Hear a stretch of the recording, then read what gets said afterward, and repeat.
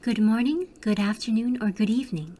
My name is Taryn Takebayashi, and on behalf of Dr. Anthony Peruma, Dr. Mohamed Mkaouer, and Dr. Christian Newman, I am presenting our paper, An Exploratory Study on the Usage and Readability of Messages within Assertion Methods of Test Cases. We are from the University of Hawaii at Manoa and the Rochester Institute of Technology. In our study, we explore the readability of assert messages used in assert statements as our first step in investigating how developers utilize assert messages and the characteristics of how the messages are structured. Unit tests are essential to ensuring a software system's quality and allow for quick verification of the code performance. Well-written unit tests simplify the debugging process and make it easier for developers to collaborate on projects. Assertion statements are often used to verify if the output of a unit of code matches the expected output based on the provided inputs. While the assertion message is optional, it can provide useful feedback to the developer in debugging errors in the production code. Current research exists on the best practices for writing unit tests. However, one largely unexplored area is the utilization and readability of the assertion message within an assertion statement. Assertion messages can be imperative for developers who did not write the original code, helping them understand both the test case behavior and troubleshoot any test case failures. Developers are free to have multiple assertions within a test case and have no restrictions in constructing their messages. While an assert message may be understandable to the author, that is not necessarily the case to the external developer or new team member. The first listing shown above is readable and descriptive. We can clearly see the reason why the test case is failing.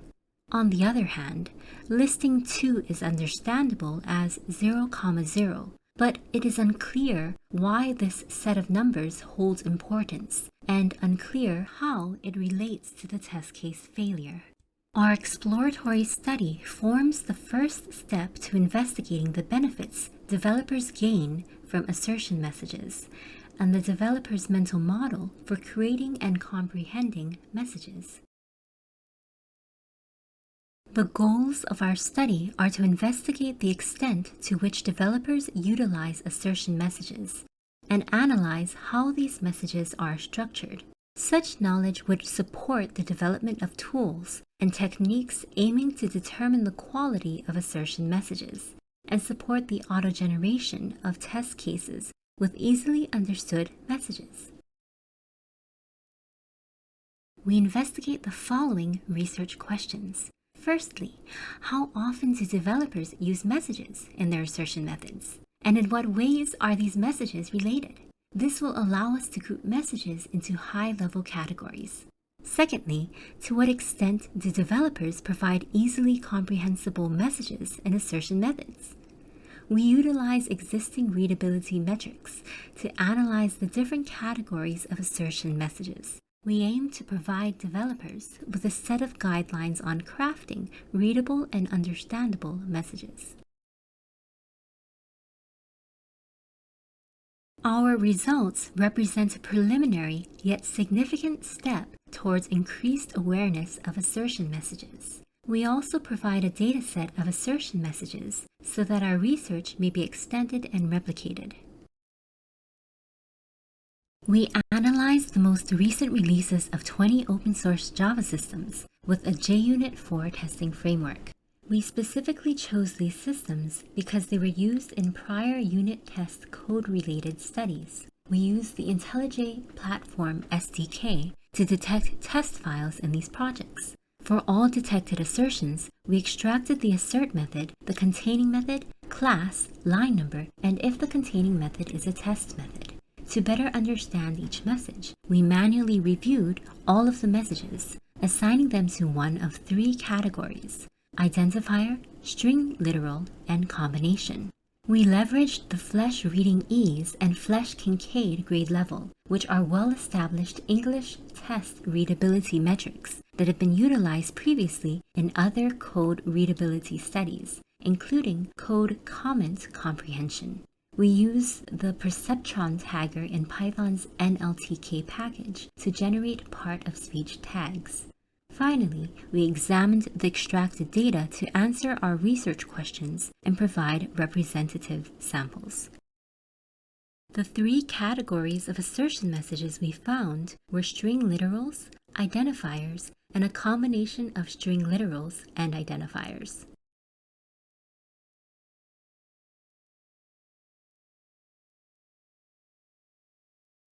We identified 31,063 methods with JUnit assertion statements, but less than 6% of them contained one or more assertions with an assertion message.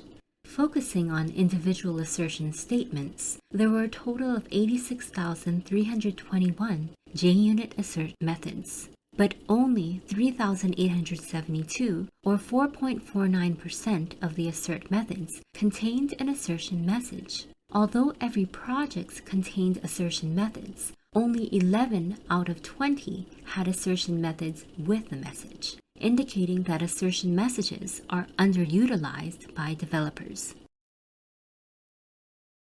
Next, we examined the type of assertion method that frequently included an assertion message. The majority of these messages were found within an assert equals or assert true method.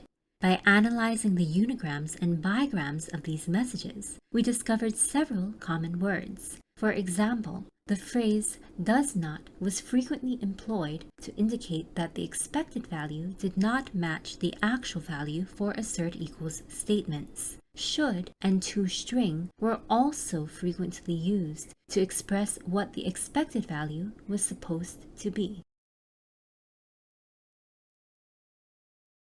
We classified the messages into three main categories: string literals, combination, and identifier.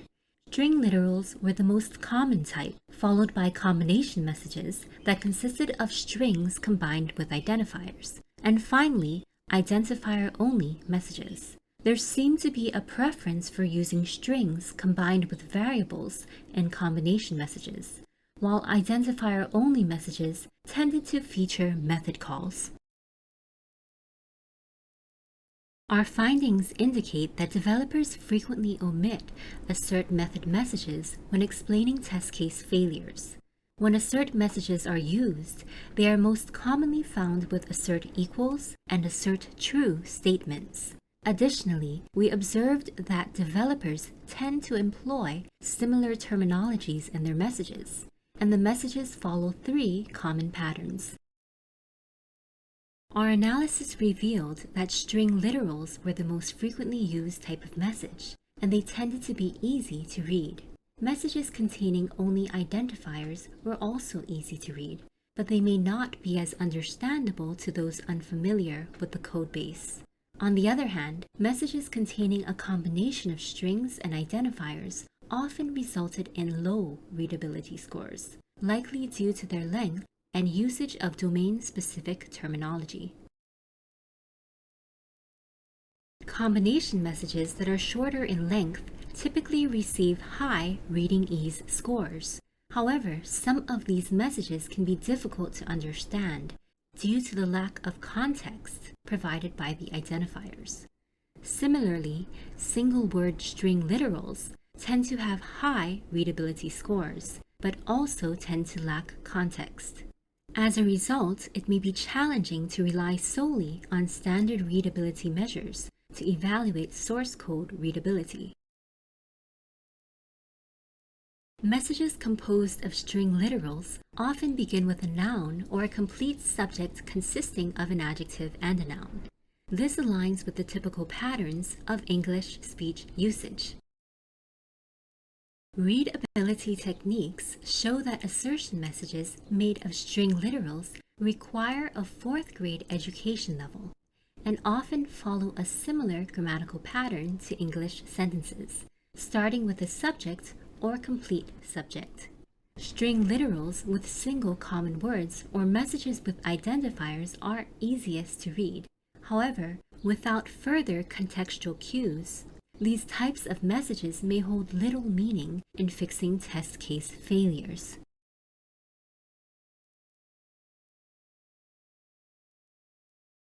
Developers frequently neglect to include messages with their assert statements, and even when they do, there are often common code smells that appear repeatedly.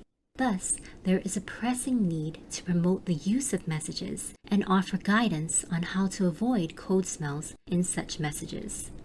Moreover, it is necessary to develop specialized models and tools to process combination messages effectively. This is because there is often a discrepancy between the readability and understandability of messages, which presents a unique challenge for models based on English prose. We have identified several code smells that commonly appear in assertion messages. The first is when the message fails to indicate the expected outcome. The second is when the message misleads the developer regarding the cause of the test failure. The third is when the message is too brief to provide sufficient context. Developers can utilize this catalog to avoid these code smells in their assertion messages. As part of our future work, we plan to conduct a user study to document how students are able to fix errors in production code based on unit tests. We will use their feedback to validate our empirical findings and gain further insight in how we can evaluate and recommend high-quality assertion messages. Thank you for listening.